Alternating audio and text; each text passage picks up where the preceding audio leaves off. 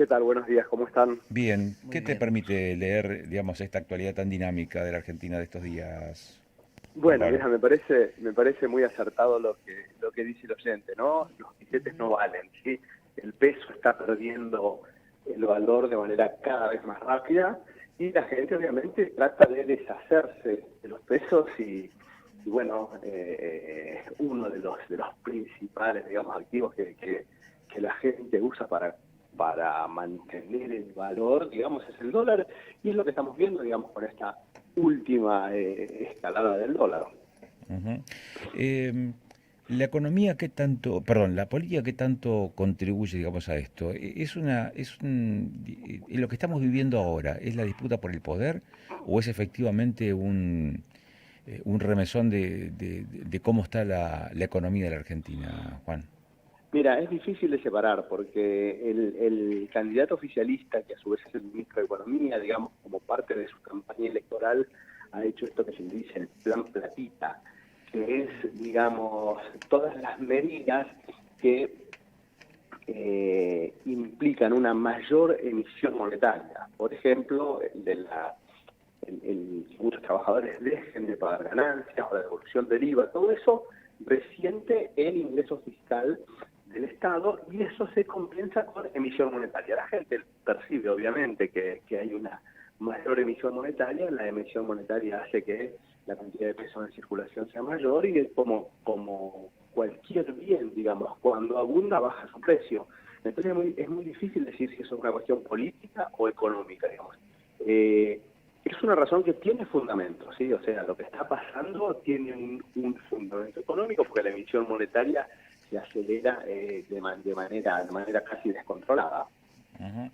Esta semana corta y la que viene, que también es una semana corta, ¿conspira para con, digamos, lo que puede pasar en el mercado financiero, Juan? Mira, lo que hay es expectativa de lo que pueda pasar, que es bastante incierto, ¿sí?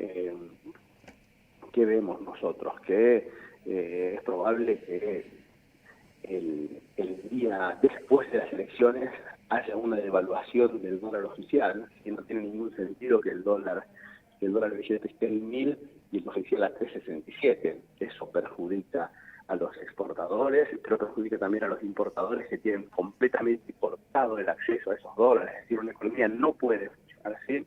Entonces, la sensación que la gente tiene, y es lo que, además, lo dijo el propio ministro Massa, es decir, el dólar está congelado hasta octubre, ¿sí?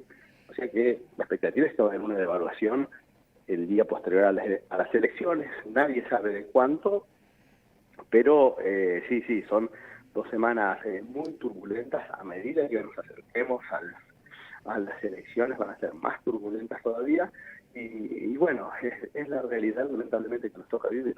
Entiendo. Em, Después del 22, ¿tendremos otro remesón más? Hay que esperar hasta el 11 de diciembre.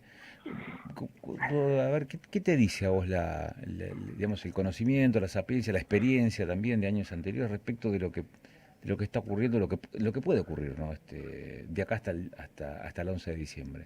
Mira, yo veo una gran responsabilidad irresponsabilidad del gobierno, digamos, del ministro de Economía y del gobierno.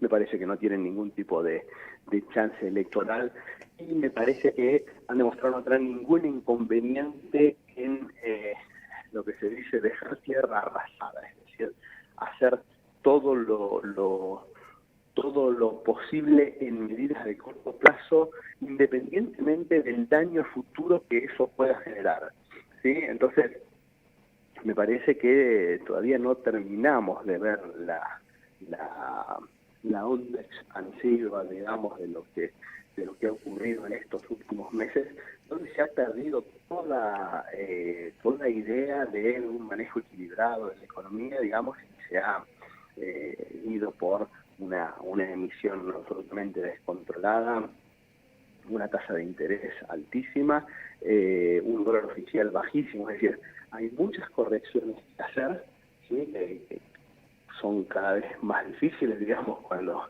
no se hacen a tiempo.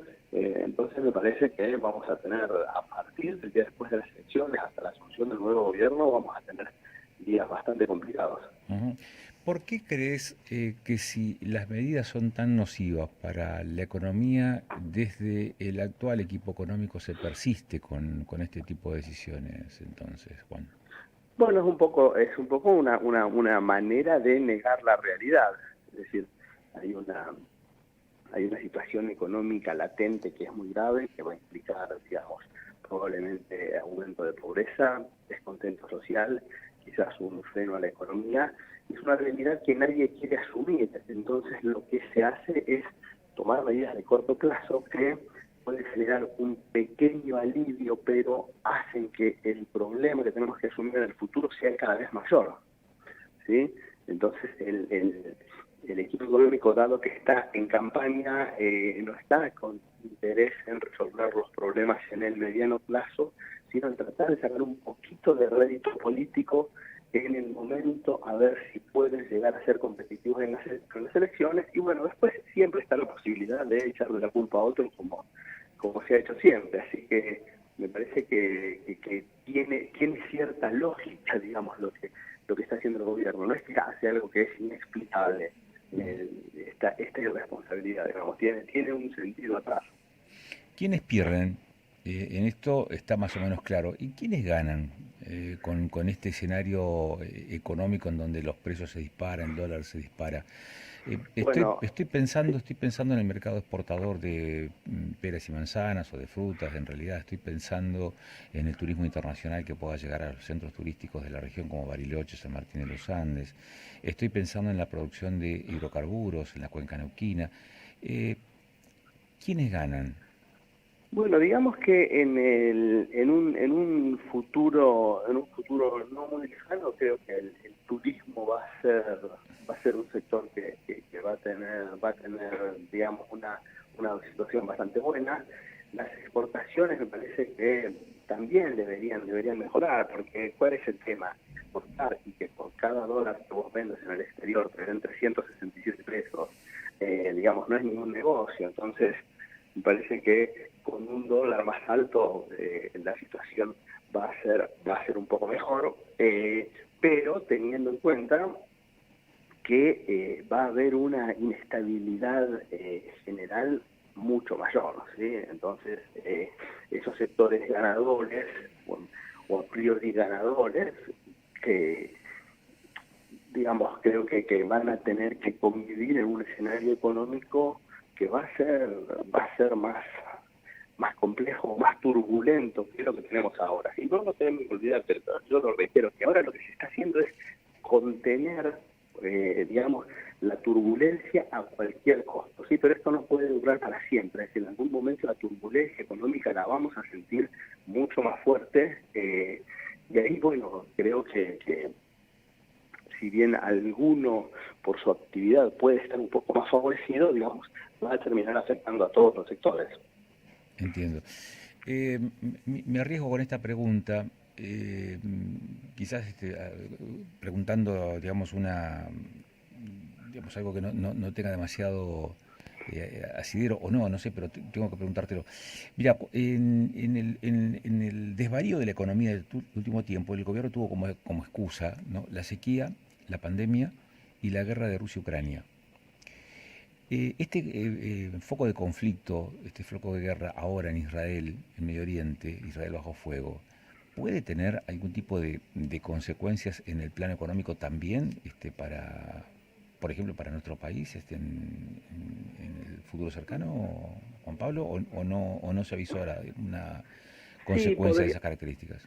podría tener algún efecto en nuestro país. Esto es todavía muy incipiente, no sabemos cómo va a evolucionar, pero también tenemos que pensar que todo termina afectando más acá, digamos, porque todos los países pasaron por la pandemia, tuvieron un parate económico y después recuperaron el tiempo perdido, menos nosotros. La guerra de Ucrania y Rusia favoreció a un montón de países, menos a nosotros. El tema de la sequía, bueno, es un tema habitual, digamos, que hay años buenos y años malos para el sector para el sector agrario, y me parece que digamos, no va a ser el conflicto del Medio Oriente, digamos, el mayor determinante de las posibilidades económicas argentinas. Sí, puede llegar a tener algún tipo de influencia, pero tenemos problemas propios mucho más graves. Juan Pablo, gracias por la gentileza, por estos minutos, muy amable.